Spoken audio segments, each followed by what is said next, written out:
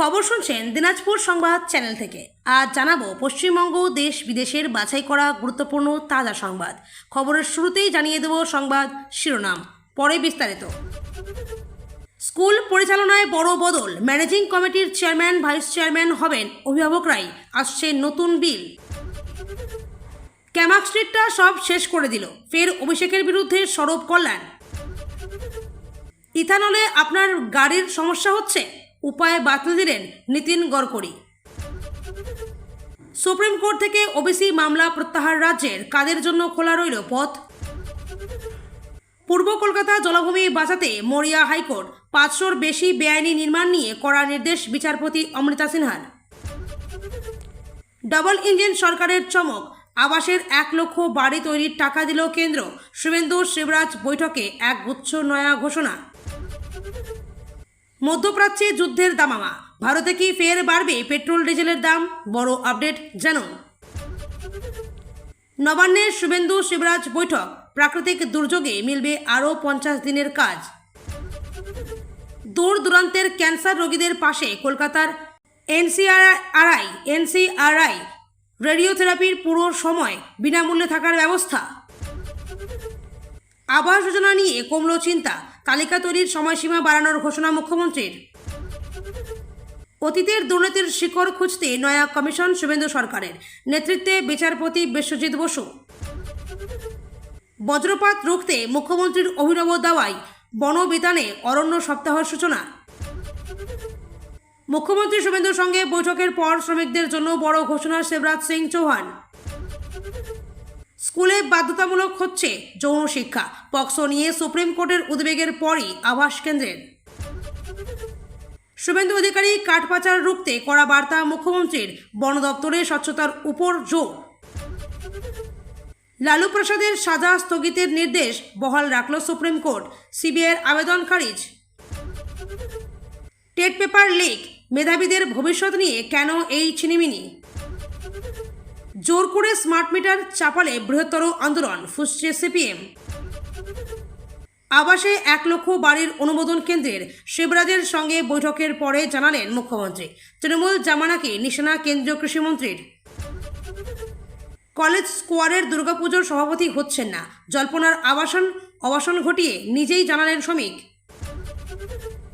আয়ুষ্মান কার্ডের টোপ দিয়ে 50 কোটির জমি হাতবদল, বারাণসীতে বিজেপি নেতার বিরুদ্ধে মামলা। আপনার আধার কার্ডে কি সঠিক মোবাইল নম্বর লিঙ্ক করা আছে, ঝটপট জেনে নিন এই উপায়ে। রাজীনগর থানায় দ্বিতীয় হাজিরা হুমায়ুন কবিরের, শক্তিপুরে ফের তলব বিধায়ককে। বোধশালায় নামাজ পাঠে অন্তর্বর্তীকালীন নিষেধাজ্ঞা বহাল সুপ্রিম কোর্টের। 21শে জুলাইয়ের মঞ্চ বাধা শুরু ঋতবতদের, মমতাপন্থী টিএমসির কি পরিস্থিতি। এতক্ষণ শুনছিলেন সংবাদ শিরোনাম, এখন আসছি বিস্তারিত খবরে। রাজ্যের সরকারি ও সরকারি সাহায্যপ্রাপ্ত স্কুলগুলির পরিচালন ব্যবস্থায় বড় পরিবর্তনের পথে সরকার। এবার থেকে স্কুল ম্যানেজিং কমিটির চেয়ারম্যান বা ভাইস চেয়ারম্যান হিসেবে দায়িত্ব পাবেন ছাত্রছাত্রীদের অভিভাবকেরা। এই পরিবর্তন কার্যকর করতে বিধানসভার আগামী অধিবেশনে নতুন বিল আনার কথা ঘোষণা করেছেন মুখ্যমন্ত্রী শুভেন্দু অধিকারী। সরকারের দাবি, এই পদক্ষেপের ফলে স্কুল পরিচালনায় স্বচ্ছতা বাড়বে এবং রাজনৈতিক হস্তক্ষেপ কমবে। সোমবার বিকাশ ভবনে এক অনুষ্ঠানে মুখ্যমন্ত্রী জানান, বর্তমানে প্রচলিত শিক্ষা আইনে সংশোধন আনার নির্দেশ ইতিমধ্যেই শিক্ষামন্ত্রীকে দেওয়া হয়েছে। একই সঙ্গে মুখ্য সচিবের সঙ্গে আলোচনা করে দ্রুত বিধানসভায় প্রয়োজনীয় বিল আনার প্রস্তুতি শুরু হয়েছে। মুখ্যমন্ত্রী শুভেন্দু অধিকারীর বক্তব্য, ভবিষ্যতে বিদ্যালয় পরিচালনার ক্ষেত্রে চেয়ারম্যান বা ভাইস চেয়ারম্যানের দায়িত্ব শুধুমাত্র স্কুলের পড়ুয়াদের অভিভাবকদের মধ্য থেকেই বেছে নেওয়া হবে। তার দাবি, দেশের অধিকাংশ রাজ্যেই এই ব্যবস্থা বহুদিন ধরেই চালু হয়েছে। বিশেষ করে বিজেপি ও এনডিএ শাসিত 21টি রাজ্যে অভিভাবকদের সক্রিয় অংশগ্রহণেই স্কুল পরিচালনার ব্যবস্থা কার্যকর রয়েছে। পশ্চিমবঙ্গেও সেই মডেল অনুসরণ করতে চায় সরকার। তিনি আরও বলেন, শিক্ষা প্রতিষ্ঠানকে রাজনৈতিক প্রভাবমুক্ত এবং দখলদারিহীন রাখাই সরকারের অন্যতম লক্ষ্য। অতীতে বিভিন্ন সময়ে স্কুল ম্যানেজিং কমিটির বিরুদ্ধে আর্থিক অনিয়ম, তহবিলের অপব্যবহার এবং রাজনৈতিক কর্মকাণ্ডে স্কুল ব্যবহারের অভিযোগ উঠেছে। নতুন ব্যবস্থার মাধ্যমে সেই পরিস্থিতির পরিবর্তন ঘটবে বলেই সরকারের আশা। উল্লেখ্য, শিক্ষা অধিকার আইন 9-এর 21 নম্বর ধারা অনুযায়ী সরকারি ও সরকারি সাহায্যপ্রাপ্ত স্কুলে স্কুল ম্যানেজমেন্ট কমিটি গঠন বাধ্যতামূলক। কেন্দ্রীয় নির্দেশিকায় স্পষ্ট বলা হয়েছে, এই কমিটির অন্তত 75% সদস্য হতে হবে সংশ্লিষ্ট স্কুলে পড়ুয়া ছাত্রছাত্রীদের অভিভাবক। শুধু তাই নয়, সামাজিক ভারসাম্য বজায় রাখতে সুবিধা বঞ্চিত ও পিছিয়ে পড়া শ্রেণীর অভিভাবকদেরও প্রতিনিধিত্ব নিশ্চিত করার কথা বলা হয়েছে। পাশাপাশি নারী অংশগ্রহণ বাড়াতে কমিটির অন্তত 50% সদস্য মহিলা হওয়াও বাধ্যতামূলক। কেন্দ্রীয় নির্দেশিকা অনুযায়ী স্কুল ম্যানেজমেন্ট কমিটির অন্যতম দায়িত্ব হল বিদ্যালয়ের দৈনন্দিন কার্যক্রমের উপর নজরদারি, মিড ডে মিলের গুণমান পর্যবেক্ষণ, স্কুলের পরিকাঠামো উন্নয়নের পরিকল্পনা তৈরি এবং সরকারি অনুদানের স্বচ্ছ ও সঠিক ব্যবহার নিশ্চিত করা। সরকারের নতুন প্রস্তাবিত আইন কার্যকর হলে পশ্চিমবঙ্গের স্কুল পরিচালনা ব্যবস্থায় একটি গুরুত্বপূর্ণ পরিবর্তন আসতে পারে। অভিভাবকদের সরাসরি নেতৃত্বে আনার এই উদ্যোগ শিক্ষা ব্যবস্থায় জবাবদিহি ও স্বচ্ছতা কতটা বাড়ায় সেদিকেই এখন নজর থাকবে শিক্ষা মহলের। ফের অভিষেক বন্দ্যোপাধ্যায়ের বিরুদ্ধে সরব কল্যাণ, আক্রমণ তার বিতর্কিত আত্মসহায়ক সুমিত রায়কেও। ক্যামাক্সিট সব শেষ করে দিল। যারা সবথেকে বেশি সুবিধা নিয়েছে, অভিষেকের লোক বলে চাপ তৈরি করত, তারাই আজ অভিষেকের বিরুদ্ধে বলছে। অভিষেক বাঁচিয়ে দেবে জেনেই অন্যায় করেছে নেতারা, এই ভাষাতেই আক্রমণ শোনাতে দেখা যায় কল্যাণকে। তা নিয়ে চাপানোতর শুরু রাজনৈতিক আঙিনায়। সুমিত রায়ের বিরুদ্ধে সুর চড়িয়ে কল্যাণ বলেন, ক্যামাক্সিটের সুমিত রায়ের সঙ্গে যারা কথা বলতো, সংগঠন চালানোর জন্য বেশি কথাবার্তা বলছে, তাদের এখন ডেকে ডেকে পুলিশ বলছে ওই শালবনির কেসের সঙ্গে যোগ আছে, বেশি যদি বাড়াবাড়ি করে ঢুকিয়ে দেব। এটা এখন পুলিশের পিকচার হয়ে গেছে। বলছে হয় ঋতুব্রতর ক্যাম্পে যাও, না হলে ধরে নেব। সুমিত রায়ের জন্য আজ অসংখ্য ছেলে এই চাপের মুখে পড়েছে। ক্যামাক্সিটটা শেষ করে দিল আমাদের। একই সঙ্গে এক হাত নেন তৃণমূলের বিদ্রোহী বিক্ষুব্ধ শিবিরের বিরুদ্ধেও। সুর চড়িয়েছেন আইপ্যাকের সঙ্গে সম্পর্ক নিয়েও। বিক্ষুব্ধ তৃণমূলের বিরুদ্ধে সুর চড়িয়ে বলেন, তোমরাই তো ওর সঙ্গে ছিলে, তোমরাই তো ওর থেকে সব পেয়েছো, তোমরাই তো আইপ্যাককে মাথায় তুলেছ। কল্যাণের দাবি, এককালের সুবিধাভোগীরাই আজ অভিষেকের বিরুদ্ধে সবথেকে বেশি মুখ খুলছে, অথচ তারাই একসময় আইপ্যাক থেকে সুবিধা নিয়েছেন। আক্রমণের ধার আরও বাড়িয়ে বলেন, সুমিত দিনে দুবার কথা বললে ভাবত জীবন ধন্য হয়ে গিয়েছে। যখন আমি আইপ্যাকের বিরুদ্ধে সমালোচনা করেছি, তখন তো আমার পাশে কেউ দাঁড়ায়নি। আইপ্যাকের থেকে সব সুবিধা নিয়েছো, নিজেদের নেতা বলে প্রতিষ্ঠা করেছো, নিজেদের অভিষেকের লোক বলে চাপ সৃষ্টি করেছো। আজ তারা অভিষেকের বিরুদ্ধে বলছে। ইথানল নিয়ে উত্তাল দেশ, পক্ষে বিপক্ষে উঠে আসছে নানা মত। যদিও কেন্দ্রীয় সড়ক পরিবহন মন্ত্রী নীতিন গডকরির সাফ কথা, ইথানল নিয়ে কোনো সমস্যাই নেই, এটা পুরোটাই পরিবেশ বান্ধব গ্রিন ফুয়েল।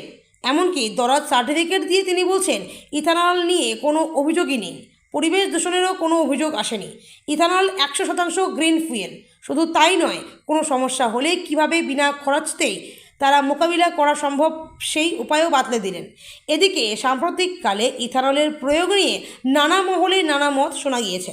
উত্তাল হয়েছে সোশ্যাল মিডিয়া। যদিও মন্ত্রীর মতে কোনো কিছুই কারো অগোচরে কিছু করা হয়নি, সবটাই হয়েছে স্বচ্ছভাবে। আর যদি আপনার গাড়ি গ্যারান্টি পিরিয়ডে থাকে, তাহলে তো আর কোনো চিন্তাই নেই। কেন? সম্প্রতি এক সংবাদ মাধ্যমের সাক্ষাৎকারে মন্ত্রী বলছেন, আপনার গাড়ি যদি গ্যারান্টি পিরিয়ডে থাকে, আপনার বিমা যদি সুরক্ষিত থাকে, তাহলে কোনো চিন্তা নেই। কোনো সমস্যা হলে ডিলারের কাছে যান, আপনার গ্যারান্টিতে আপনার যা সমস্যা আছে সব দূর করা হবে, কোনো খরচ দিতে হবে না। আর যদি গ্যারান্টি পিরিয়ডে না থাকে, তাহলেও নেই কোনো চিন্তা, পরিষ্কার বলছেন মন্ত্রী। এক্ষেত্রেও কী করতে হবে তাও বলে দিয়েছেন। তার সাফ কথা, গ্যারান্টি পিরিয়ডে না থাকলে সার্টিফিকেট নিয়ে এলে কোম্পানি নিজের খরচে ঠিক করে দেবে। ইতিমধ্যেই তেল প্রস্তুতকারক সংস্থাগুলি বলছে, এর জন্য কোনো সমস্যা হলে তারা ঠিক করে দেবে। প্রসঙ্গত, এতদিন পেট্রোলের সঙ্গে কখনো 20% আবার কখনো 85% পর্যন্ত ইথানল মিশিয়ে ব্যবহারের কথা শোনা গিয়েছে। কিন্তু গত মাসেই একেবারে 100% পর্যন্ত ইথানল ব্যবহারের কথা বলেছিলেন খোদ নীতিন গডকরি। অর্থাৎ 100% পর্যন্ত ইথানল ব্যবহারে অনুমতি মিলেছে কেন্দ্রের তরফে। নীতিনবাবুর সাফ কথা, আগামীতে আর পেট্রোলের প্রয়োজনই হবে না। খুব শীঘ্রই রাস্তায় সম্পূর্ণ ইথানল চালিত গাড়ি চলবে। কলকাতা হাইকোর্টের রায়ে রাজ্যের ওবিসি তালিকা থেকে 77টি সম্প্রদায়ের অন্তর্ভুক্তি বাতিলের সিদ্ধান্তের বিরুদ্ধে সুপ্রিম কোর্টে করা আপিল মামলাটি প্রত্যাহার করে নিল পশ্চিমবঙ্গ সরকার। মঙ্গলবার প্রধান বিচারপতির নেতৃত্বাধীন বেঞ্চে সলিসিটর জেনারেল তুষার মেহতা জানান, রাজ্য মন্ত্রিসভা এবং অনগ্রসর শ্রেণী কমিশন এই আপিল প্রত্যাহারের সিদ্ধান্ত নিয়েছে। সর্বোচ্চ আদালত এই আবেদন মঞ্জুর করলেও জানিয়েছে অন্য কোনো ক্ষতিগ্রস্ত পক্ষ চাইলে তারা নিজস্ব আপিল চালিয়ে যেতে বা নতুন করে মামলা দায়ের করতে পারে। ওবিসি সংরক্ষণ ইস্যুতে নতুন কৌশলে এগোচ্ছে রাজ্য সরকার। সদ্য সমাপ্ত বিধানসভা অধিবেশনে the West Bengal backward classes bill 2026 সহ দুটি সংশোধনী বিল পেশ করা হয়েছে, যার মাধ্যমে অনগ্রসর শ্রেণী কমিশনের কাজের পরিধি বৃদ্ধি ও কমিশনকে ঢেলে সাজানোর পরিকল্পনা নেওয়া হয়েছে। ইতিমধ্যে বিধানসভায় এই বিল পাশের পূর্বেই ওবিসি শংসাপত্র যাচাইয়ের প্রক্রিয়া নিয়ে কলকাতা হাইকোর্টে একটি জনস্বার্থ মামলা দায়ের হয়েছে। মামলাকারীর অভিযোগ, নতুন বিজ্ঞপ্তি জারির বিষয়ে রাজ্য সরকার অনগ্রসর শ্রেণী কমিশনের সঙ্গে কোনো আলোচনা করেনি। পূর্ব কলকাতা জলাভূমি রক্ষা ও বেআইনি নির্মাণ রুখতে এবার অত্যন্ত কঠোর অবস্থান নিল কলকাতা হাইকোর্ট। জলাভূমি ভরাট করে গড়ে ওঠা 500-র বেশি চিহ্নিত বেআইনি কাঠামোর বিরুদ্ধে ঠিক কী পদক্ষেপ করা হয়েছে তা জানতে চেয়ে সংশ্লিষ্ট কর্তৃপক্ষকে রিপোর্ট পেশের নির্দেশ দিয়েছেন বিচারপতি অমৃতা সিনহা। আদালত সরাসরি জানতে চেয়েছে চিহ্নিত এই 500-র বেশি বেআইনি নির্মাণের সঙ্গে মধ্যে ঠিক কতগুলি ইতিমধ্যেই উচ্ছেদ করা সম্ভব হয়েছে, সেই সঙ্গে ভরাটের ফলে নষ্ট হওয়া জলাভূমির ঠিক কতখানি অংশ আবার তার আগের প্রাকৃতিক অবস্থায় ফিরিয়ে আনা হয়েছে সে বিষয়েও বিস্তারিত তথ্য তলব করা হয়েছে। কাদের রিপোর্ট দিতে হবে? বিচারপতি অমৃতা সিনহা এই নির্দেশ কার্যকরের রিপোর্ট জমা দেওয়ার জন্য নির্দিষ্ট সময়সীমা বেঁধে দিয়েছেন। আগামী 14 আগস্টের মধ্যে কলকাতা পৌর সংস্থা, পূর্ব জলাভূমি কর্তৃপক্ষ এবং দক্ষিণ 24 পরগনা জেলা পরিষদকে যৌথভাবে বা নিজ নিজ দপ্তরের তরফ থেকে এই রিপোর্ট পেশ করতে হবে। কেন এই কড়াকড়ি? পরিবেশবিদদের দীর্ঘদিনের অভিযোগ, পূর্ব কলকাতা জলাভূমি, যা শহরের প্রাকৃতিক ফিল্টার হিসেবে পরিচিত, সেখানে ক্রমাগত বেআইনি নির্মাণ ও ভরাট চালানো হচ্ছে। এই বেআইনি কর্মকাণ্ড পরিবেশের ভারসাম্যের পাশাপাশি শহরের নিকাশি ব্যবস্থাকেও বিপন্ন করছে। হাইকোর্টের এই নির্দেশকে পরিবেশপ্রেমীরা স্বাগত জানিয়েছেন। এখন দেখার বিষয়, নির্ধারিত সময়ের মধ্যে প্রশাসন ঠিক কী রিপোর্ট জমা দেয় এবং তারপরেই বা জলাভূমি রক্ষার বিষয়ে আদালত কী চূড়ান্ত নির্দেশ দেয়। কেন্দ্রীয় কৃষিমন্ত্রী শিবরাজ সিং চৌহানের সঙ্গে নবান্নে বৈঠক সারলেন মুখ্যমন্ত্রী শুভেন্দু অধিকারী। সঙ্গে ছিলেন রাজ্যের কৃষিমন্ত্রী দুধ কুমার মণ্ডল সহ অন্যান্য মন্ত্রীরাও। এদিন বৈঠক শেষে একটি সাংবাদিক সম্মেলন করেন মুখ্যমন্ত্রী। সেখানে তিনি জানান, ভিভি জিরামজি গ্রাম সড়ক, আবাস যোজনা সহ একাধিক প্রকল্প নিয়ে ইতিবাচক আলোচনা হয়েছে কেন্দ্রীয় মন্ত্রীর সঙ্গে। এরপর এই বৈঠকেই পূর্বতন সরকারকে নিশানায় নিয়ে শিবরাজ বলেন, কেন্দ্র আগেও টাকা দিয়েছে, কিন্তু রাজ্যের নেতাদের দুর্নীতির কারণে সাধারণ মানুষ বঞ্চিত থেকেছেন। এদিনে বৈঠক শেষ করে একাধিক গুরুত্বপূর্ণ বিষয় সাংবাদিকদের সামনে তুলে ধরেন মুখ্যমন্ত্রী। বলেন, নবান্নে কেন্দ্রীয় কৃষিমন্ত্রী শিবরাজ সিং চৌহানের সঙ্গে একাধিক প্রকল্প নিয়ে দীর্ঘ আলোচনা হয়েছে, সবটাই ইতিবাচক। দার্জিলিং, আলিপুরদুয়ার, ঝাড়গ্রাম ও পুরুলিয়ায় প্রধানমন্ত্রী ধনধান্য প্রকল্প চালু হবে। 2,56,00,000 জব কার্ড দেওয়া হবে, অর্থাৎ 125 দিনের কাজ পাবেন প্রায় 2.5 কোটি মানুষ। কেবল এখানেই শেষ না, এদের মুখ্যমন্ত্রী আরও জানান যে আবাস যোজনার জন্য ইতিমধ্যেই কেন্দ্রের তরফে 1 লক্ষ বাড়ি তৈরির টাকা রাজ্যকে দেওয়া হয়েছে। পাশাপাশি গ্রাম সড়ক যোজনার জন্য পশ্চিমবঙ্গকে 1 কোটি টাকা দিয়েছে নয়াদিল্লি। বিগত 15 বছর অর্থাৎ পূর্বতন সরকারের আমলে রাজ্য বনাম কেন্দ্রের রেশারেশি ছিল দেখার মতো। কেন্দ্রের তরফে টাকা পাঠানো হলেও তা মানুষের কল্যাণে ব্যবহার করা হতো না বলে অভিযোগ তৃণমূল সরকারের বিরুদ্ধে। এমতো অবস্থায় মঙ্গলবার সেই একই সুর তুললেন শিবরাজ সিং চৌহান। পরিসংখ্যান তুলে ধরে তিনি বলেন, গত মার্চ পর্যন্ত হাইওয়ে, রেল, মেট্রো সহ পরিকাঠামো উন্নয়নে কেন্দ্রের তরফে বাংলায় 82,492 কোটি টাকার কাজ শুরু করা হয়েছিল, কিন্তু তাতেও বাধা হয়ে দাঁড়িয়েছিল তৃণমূলের দুর্নীতি। এরপর প্রাকৃতিক দুর্যোগের ক্ষেত্রে পরিস্থিতি বিবেচনা করে জিরামজি প্রকল্পে অতিরিক্ত 50 দিন কাজের আশ্বাস দেন তিনি। বলেন, পশ্চিমবঙ্গের উন্নয়ন ছাড়া বিকশিত ভারত সম্ভব না। মধ্যপ্রাচ্যে ফের নতুন করে শুরু হওয়া সামরিক উত্তেজনা এবং ইরান যুক্তরাষ্ট্রের সংঘাতের জেরে আন্তর্জাতিক বাজারে আবারও অস্থিরতা তৈরি হয়েছে। এর সরাসরি প্রভাব পড়েছে অপরিশোধিত তেলের দামে। গত কয়েকদিনের ব্রেন্ট ক্রুডের দাম ব্যারেল প্রতি $80 কাছাকাছি পৌঁছে যাওয়ার বিশ্বজুড়ে উদ্বেগের সৃষ্টি হয়েছে। আন্তর্জাতিক বাজারে তেলের দাম বাড়লে সাধারণত তার প্রভাব ভারতের জ্বালানির বাজারেও পড়ে, যা নিয়ে চিন্তিত মধ্যবিত্ত শ্রেণী। তবে স্বস্তির খবর হলো, আজ মঙ্গলবার সরকারি তেল বিপণন সংস্থাগুলোর প্রকাশিত তালিকায় পেট্রোল ও ডিজেলের খুচরো মূল্যে কোনো পরিবর্তন আনা হয়নি। আজও কলকাতা সহ দেশের বিভিন্ন শহরে জ্বালানির দাম আগের মতোই বহাল রয়েছে। আন্তর্জাতিক বাজারের অস্থিরতা ও প্রভাব। সাম্প্রতিক ভূ রাজনৈতিক উত্তেজনার ফলে হরমুজ প্রণালীর মতো গুরুত্বপূর্ণ জলপথে পণ্যবাহী জাহাজ চলাচল ব্যাহত হওয়ার আশঙ্কা দেখা দিয়েছে। বিশ্বের প্রায় 20% তেল ও গ্যাস এই পথ দিয়ে প্রবাহিত হয়। এই সংঘাত অব্যাহত থাকলে আন্তর্জাতিক বাজারে অপরিশোধিত তেলের দাম আরও বাড়তে পারে বলে বাজার বিশেষজ্ঞদের একাংশ মনে করছেন। তবে অনেকের মতে বিশ্ব বাজারে তেলের সরবরাহ ব্যবস্থা এখনও তুলনামূলক স্থিতিশীল থাকায় এখনই আতঙ্কিত হওয়ার প্রয়োজন নেই। তেলের দাম ব্যারেল প্রতি $100 ছড়াবে কিনা তা এখনই নিশ্চিতভাবে বলা সম্ভব নয়। উল্লেখ্য, প্রতিদিন সকাল 6টায় দেশের তেল বিপণন সংস্থাগুলো জ্বালানির নতুন দাম নির্ধারিত করে। পেট্রোল ও ডিজেলের বর্ধিত বা অপরিবর্তিত দাম জানতে আপনার শহরের কাছাকাছি পেট্রোল পাম্প বা সংস্থার ওয়েবসাইটে নিয়মিত চেক করুন। নবান্নে মুখ্যমন্ত্রী মমতা বন্দ্যোপাধ্যায়ের সঙ্গে কেন্দ্রীয় কৃষিমন্ত্রী শিবরাজ সিং চৌহানের বৈঠকে রাজ্যবাসীর জন্য একাধিক সুখবর উঠে এসছে। বৈঠকে গ্রামীণ কর্মসংস্থান প্রকল্পে প্রাকৃতিক দুর্যোগের ক্ষেত্রে নির্ধারিত 125 দিনের কাজের পাশাপাশি আরও 50 দিন বাড়তি কাজের ঘোষণা করেছেন কেন্দ্রীয় মন্ত্রী। এছাড়া বাংলার সার্বিক অগ্রগতি ছাড়া বিকশিত ভারত গড়া অসম্ভব বলে তিনি উল্লেখ করেছেন। আবাস ও গ্রাম সড়ক যোজনার মতো গুরুত্বপূর্ণ প্রকল্পগুলি নিয়েও সভায় ইতিবাচক আলোচনা হয়েছে বলে মুখ্যমন্ত্রী জানিয়েছেন। কেন্দ্র সরকার ইতিমধ্যেই গ্রাম সড়ক যোজনায় 1000 কোটি টাকা এবং আবাস যোজনায় 1 লক্ষ বাড়ি তৈরির অর্থ বরাদ্দ করেছে। পাশাপাশি রাজ্যের 4টি জেলায় প্রধানমন্ত্রী ধনধান্য প্রকল্প চালু করা হবে এবং প্রায় 2.5 কোটি মানুষ নতুন জব কার্ড পাবেন বলে জানানো হয়েছে। ক্যান্সার চিকিৎসায় রেডিওথেরাপি অনেক ক্ষেত্রেই অপরিহার্য, কিন্তু টানা কয়েক সপ্তাহ চিকিৎসার জন্য কলকাতায় থাকার খরচ বহু রোগীর কাছে বড় বাধা হয়ে দাঁড়ায়। সেই সমস্যার সমাধানে গুরুত্বপূর্ণ উদ্যোগ নিল Himadri Memorial cancer welfare trust পরিচালিত নেতাজি সুভাষচন্দ্র বসু ক্যান্সার হসপিটাল।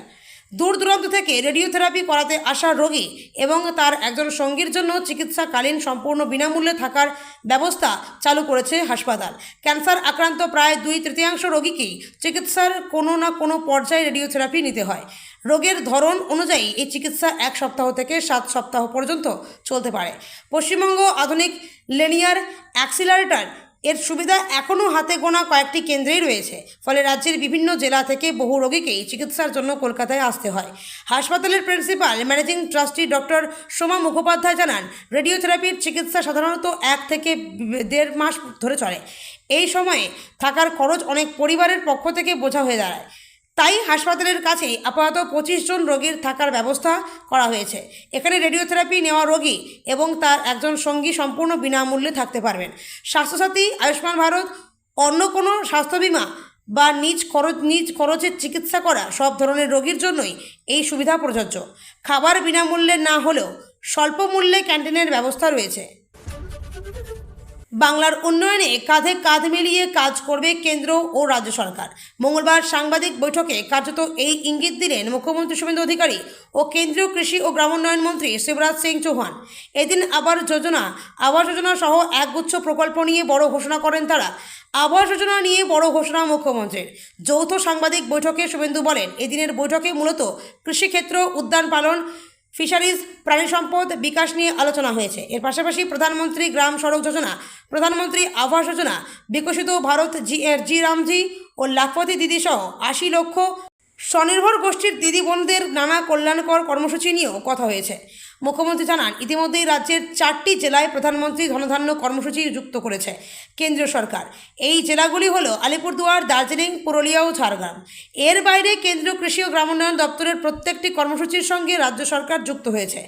এরপরেই আবাস যোজনা, প্রধানমন্ত্রী গ্রাম সড়ক যোজনা সংক্রান্ত ঘোষণা করেন শুভেন্দু। তিনি বলেন, তালিকা তৈরির আগেই আবাস যোজনায় 1 লক্ষ বাড়ির অনুমোদন দিয়েছে কেন্দ্র। প্রধানমন্ত্রী গ্রাম সড়ক যোজনার 2400 কিমি নতুন রাস্তা জন্য 1000 কোটি টাকা দেওয়া হয়েছে।